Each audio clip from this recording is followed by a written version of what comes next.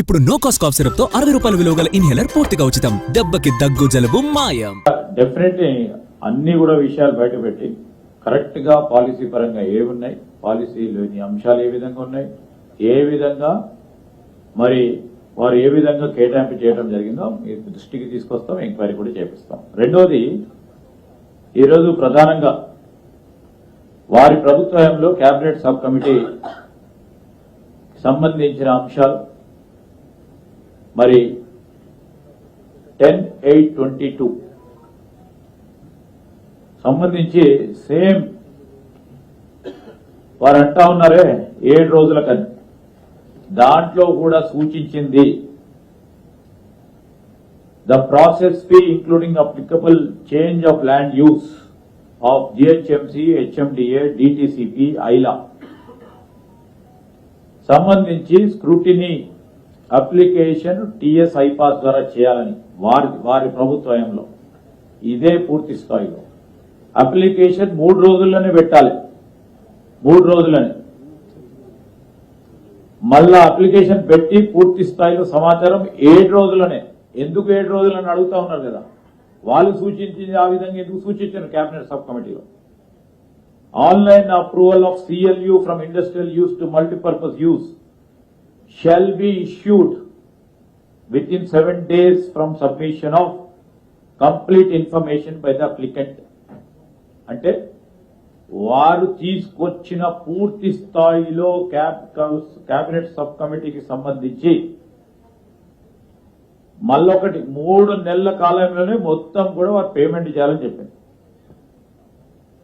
ఈరోజు వారు resource mobilisation కు సంబంధించిన కేబినెట్ సబ్ కమిటీకి సంబంధించిన వివరాలు,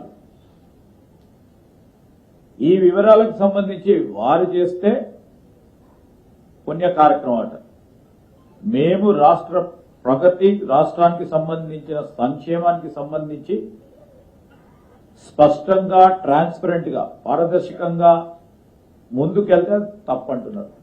ప్రజలు కూడా ఒకసారి ఆలోచన చేయాలి, ఏ విధంగా దుష్ప్రచారం చేసి.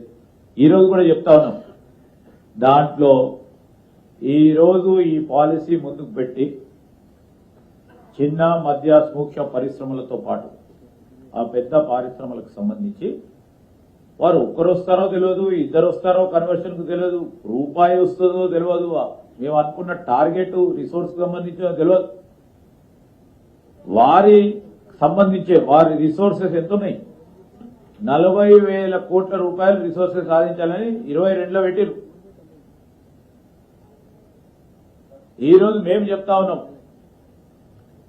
ఏ రూపాయి ఎంతవరకు వస్తుంది, ఎంతవరకు ఆకట్టుకుంటాం, దానివల్ల ఇంతకుముందు పెద్దలు ఉత్తమ్ కుమార్ రెడ్డి గారు, బట్టి గారు, కృష్ణారావు గారు చెప్పినట్టు ఈరోజు ఎన్వైరన్మెంట్ పరంగా పర్యావరణానికి సంబంధించిన ప్రధానమైన అంశంగా ముందుకు తీసుకెళ్లే కార్యక్రమం 2013లో ఇంతకుముందు పెద్దలు చెప్పినట్టు mandatorily red and orange industries move చేయాలని సుప్రీం కోర్టు ఇచ్చిన డైరెక్షన్ అబ్జర్వేషన్ ద్వారా ఆ రోజు ఉమ్మడి రాష్ట్రంలో నిర్ణయానికి అనుగుణంగానే మేం చేస్తున్నామని వాళ్ళు చెప్పారు. వాళ్ళ కేబినెట్ సబ్ కమిటీలో ఈ రిపోర్ట్, దానికి సంబంధించి మొత్తం మేమేది ఈ కొత్తగా యాడ్ చేయలే ఈ ఇండస్ట్రియల్ జోన్స్ మొత్తం వారికి సంబంధించేది. వారు కూడా చెప్తా ఉన్నారు, ఇక్కడ చూడండి, 9,263.71 ఎకరాలు వారి ప్రభుత్వంలో కేబినెట్ సబ్ కమిటీలో తీసుకునే నిర్ణయం ఇది. ఇదేదో మేదో కొత్తగా తీసుకొచ్చినట్టు, ఉన్న ల్యాండ్స్ ను పెట్టినట్టు, దీంట్లో ఏదో జరిగినట్టు, దీని క్రమంలో ఏదో చేస్తా ఉన్నట్టు. ఎస్ఆర్ఓ సబ్ రిజిస్టర్ వాల్యూకు సంబంధించిన అంశం విషయంలో ప్రాక్టికల్ గా ఉండాలి, ఆ ప్రాక్టికాలిటీకి దగ్గర ఉండాలి, ఆచరణలో తిరిగి రిసోర్స్ మొబిలైజ్ కావాలి అనే ఉద్దేశంతో 30% 2 స్లాబ్స్ 50% స్లాబ్ విధానాన్ని విధించి ముందుకెళ్లే ప్రయత్నం చేస్తాను. ఒకటే ఉద్దేశం వారు, ఈ ప్రభుత్వానికి రిసోర్స్ జనరేట్ కావద్దు, దాన్ని అడ్డుకోవాలి, ఆదాయ వనరులు వీళ్లకు అందుబాటులోకి రావద్దు, అందుబాటులోకి వస్తే సంక్షేమం జరుగుతుంది, ఈ రాష్ట్ర ప్రజలకు అభివృద్ధి జరుగుతుంది. దీన్ని అడ్డుకుంటే మేము ఆనందం చూడొచ్చని వారు ఆలోచన చేస్తా ఉన్నారు.